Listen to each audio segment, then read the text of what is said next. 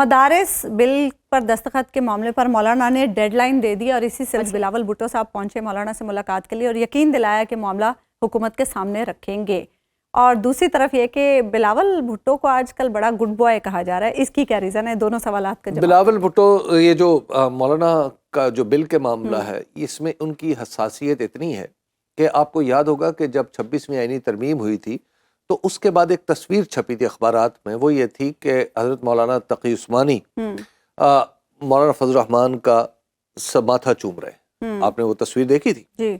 اور تقی عثمانی صاحب اتنے خوش تھے کیونکہ مولانا نے 26ویں آئینی ترمیم کے ساتھ جو ڈیل کٹ کی تھی, اس ڈیل میں یہ تھا کہ مدارس کی رجسٹریشن اور اس کے اندر جو دیگر حائل مشکلات ہیں وہ دور کر دی جائیں گی. جی. جب مولانا نے یہ ڈیل کٹ کی تھی تو ان دنوں یہ بات بھی ہوئی تھی کہ مولانا نے وہ چیز حاصل کر لی ہے جو وہ خود حکومت میں ہوتے ہوئے بھی حاصل نہیں کر پا رہے تھے. ٹھیک ہے. تو انہوں نے اپنی کانسٹیٹوئنسی کو راضی کر لیا تھا. اب وہی جو وعدہ جس کی بنیاد پہ مولانا نے 26ویں آئینی ترمیم کے لیے پی ٹی آئی کو بھی کنونس کرنے کی کوشش کی اور خود بھی ووٹ دیا, اسی وعدے سے حکومت گھوم گئی ہے اور حضرت آصف علی زرداری بھی گھوم گئے. جی. اب جب وہ اس پہ سائن نہیں کر رہے تو مولانا کے لیے اپنی کانسٹیٹوئنسی کو ان کو تیار کرنا کہ جناب میرے ساتھ دھوکا ہو گیا ہے, یہ ایک مشکل بات ہے. تو ظاہر ہے جب دھوکا ہوگا, اگر ان کے ساتھ ہوا, اللہ نہ کرے ایسا ہو, مولانا کیا کریں گے؟ تو مولانا کے ساتھ اگر دھوکا ہوا تو پھر مولانا سٹیکس بڑھا دیں گے سسٹم کی. اس کی وجہ یہ ہے کہ پاکستان کے اندر دو چیزیں ہیں جو گردش میں ہیں. اچھا, وہ بالکل چونکہ ابتدائی سطح پہ ہیں, ٹھیک ہے, اس لیے میں آپ کو بتا رہا ہوں, ورنہ میں آپ کو ایگزیکٹ تاریخیں بھی بتاتا. ٹھیک ہے. خبریں یہ گردش میں ہیں, یعنی یہ سوچ بچار کا حصہ ہے. دو چیزیں, وہ یہ ہے کہ جو یہ موجودہ حکومت ہے نا, اس کو تبدیل کیا جائے, لیکن تبدیل کیا جائے سال بعد. اور بلاول بھٹو زرداری صاحب وزیر اعظم, اسی لیے بلاول گڈ بوائے کہلائے جا رہے ہیں. جی. یہ کئی دفعہ چونکہ اس پہ بات ہوئی ہے, تو ایک تو بلاول بھٹو زرداری صاحب یعنی 2.5 سال کے لیے وزیر اعظم. اچھا. دوسری ایک اور بات چل رہی ہے کہ جو بلوچستان کی وزارت اعلیٰ ہے, وہاں پر بھی آدھا آدھا کام کیا جائے. اچھا. تو یہ جو دو صوبوں, ایک صوبے اور ایک وفاق کی وزارت اعلیٰ اور وزارت عظمیٰ کے لیے ایک بات تو کہیں تجویز کی سطح پہ, سوچ کی سطح پہ ٹیبل پر رکھی جاتی ہے.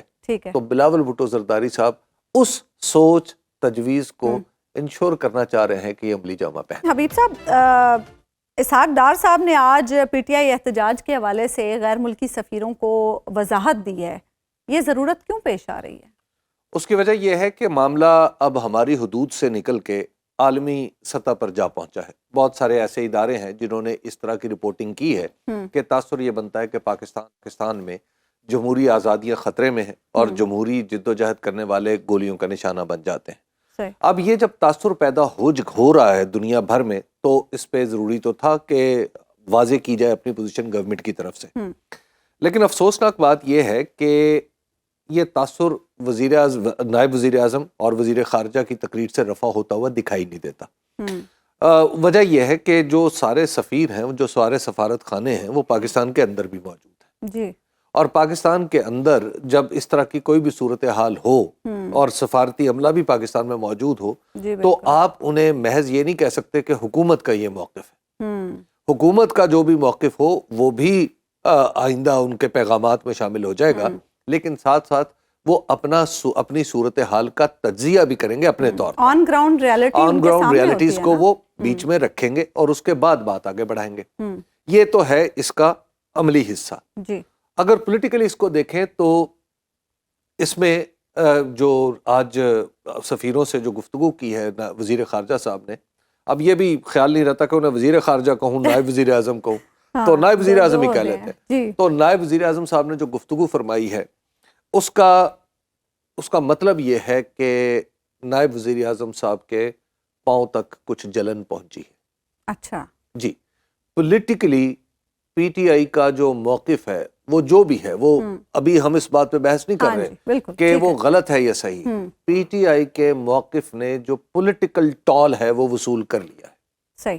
جو اس کا پولیٹیکل امپیکٹ تھا وہ آج ہمیں نظر آیا کہ خود نائب وزیر اعظم کو تمام سفیر بلا کر ان کے سامنے وضاحتیں پیش کرنا پڑی، اور انہوں نے یہ فرمایا بھی کہ وضاحت پیش کر رہے ہیں. ٹھیک ہے. اور پھر یہ بھی ایک حیرت انگیز امر ہے کہ وہ ایک پولیٹیکل پارٹی جو ان کی مخالف ہے اس کے خلاف غیر ملکی سفیروں کے سامنے ایک کیس بلڈ کرتے ہوئے نظر آئے، اور وہ ان کے اوپر اس طرح سازش کے الزامات بھی لگا رہے ہیں یا کلوز ٹو اٹ، اور اس طرح کی بات کر رہے ہیں کہ آخر اس کا کیا ایجنڈا ہے، آخر یہ ہے. ایک تو یہ ہے کہ یہ بات دوسرے ملکوں کے سفیروں کے سامنے کرنے والی نہیں، لیکن اور کوئی چارہ بھی تو نہیں ہے نا حبیب صاحب، تو وقت کی لیکن ذرا وہ قلت ہے. پولیٹیکل پریشر آج محسوس ہو رہا ہے. یہ پاکستان تحریک انصاف کے رہنما شیر افضل مروت صاحب ہمارے ساتھ پروگرام میں موجود ہیں. مروت صاحب، ہم نے دیکھا ہے 26 نومبر کے احتجاج کے بعد سے اب تک جو صورتحال ہے، جس طرح سے پاکستان تحریک انصاف کے رہنماؤں کے بیانات آ رہے ہیں، ان میں جو تضادات سامنے آ رہے ہیں، اس سے ایسا محسوس ہو رہا ہے کہ اندرونی اختلافات بہت زیادہ ہیں پارٹی میں. کیا یہ محض تاثر ہے یا واقعی ایسا کچھ ہے؟ بہت شکریہ. جو بیانات آئے ہیں، پوری پارٹی لیڈرشپ جو ہے یک آواز ہے کہ گولی کیوں چلائی، کس کے کہنے پہ چلائی. تو اس پہ تو کوئی تضاد ہی نہیں ہے. البتہ کسی نے کہا 12 ہے، کسی نے کہا 18 شہید ہوئے ہیں، کسی نے کہا 40 ہے، کسی نے کہا 100 ہے. تو لہٰذا جو ابتدائی اطلاعات آئے، سوشل میڈیا کو کسی نے جواز بنایا، کوئی ذاتی اطلاعات پہ کسی نے جو ہے بنیاد بنا کے فگر بتائے. لیکن اب جب ہمارے چیئرمین نے کہہ دیا ہے جیسے گور صاحب نے کہ 12 جو ہے شہداء ہیں تاحال، کیونکہ 107 ہمارے ورکر جو ہیں ابھی تک لاپتہ ہے، اور علم نہیں ہے کہ ان میں جو ہے خدا نہ کرے کہ کتنے شہداء بن چکے ہیں. باقی جو ہے اصل بات یہ ہے کہ کیوں کر ڈی چوک ایک سڑک ہے، پاکستان کے عوام کی ملکیت ہے، پاکستان کے عوام گئے اور آپ نے جا کے ان پہ گولیاں چلا دی. کیوں چلا دی؟ کس قانون کے تحت چلا دی؟ اور اب کہتے ہو جی کہ کوئی جرم ہوا ہی نہیں ہے. آپ کہتے ہیں کہ ویڈیو لائیں، تو بھائی اہلکار جو ہیں وہ کنٹینر سے کیوں کر ایک پاکستانی کو، ایک نمازی کو گرا رہا ہے؟ یہ چشم کشا شہادت ایک کافی نہیں ہے بربریت اور فاقیت کو جو ہے جانچنے کے لیے. اور پھر جو ہے آپ نے لاشیں نہیں دی، آپ نے میڈیکل ایویڈنس کو ٹیمپر کیا، آپ نے رجسٹر چھپائے، آپ نے ورثاء کو جو ہے اٹھا لیا، ان کو مجبور کیا کہ بھائی ان واقعات کا ذمہ دار بھی پی ٹی آئی کو بنا دے. تو لہٰذا، اور یہ مریم بی بی کی جو تقریر آپ نے سنائی، آپ نے کہا کمال ہونہاری سے، تو کمال ہونہاری سے قوم کو یہ بتا رہے ہیں کہ جب کوئی آپ پہ ظلم کرے، چاہے وہ ریاست ہو، چاہے وہ حکومت ہو، چاہے وہ ایک جتہ ہو، یا چاہے یہ ان کی طرح ایک مافیا ہو، جو بھی ظلم کریں تو بس جی اس کے آگے سرنگو ہو جائے. یعنی قوم کو بنانے کی تربیت دے رہے ہیں. وہ قوم ترقی نہیں کر سکتی جو جبر، ظلم اور ناانصافی کے خلاف کڑی نہیں ہوتی ہے.